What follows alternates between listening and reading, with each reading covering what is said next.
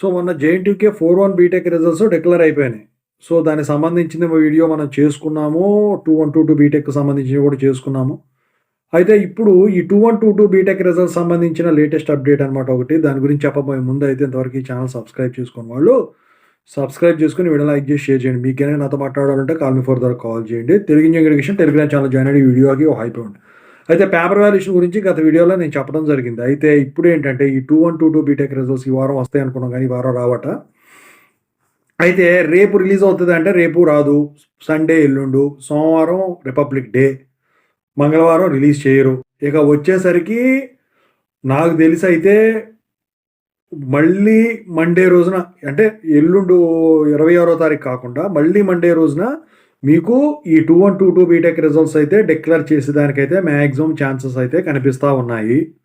Paper valuation అయితే complete అయిపోయినట్టయితే ఇంతకుముందే చెప్పేశాను. మార్క్స్ ఎంట్రీ ప్రాసెస్ దగ్గర ఏమైనా డిలే అయ్యి ఉండొచ్చేమో కానీ ఓవరాల్గా అయితే 2122 బీటెక్ రిజల్ట్స్ సంబంధించిన అప్డేట్ అయితే ఇదండి. ఓకేనా? సో రిజల్ట్స్ వచ్చిన తర్వాత వీడియో పెడతాను, పోల్ కండక్ట్ చేస్తాను.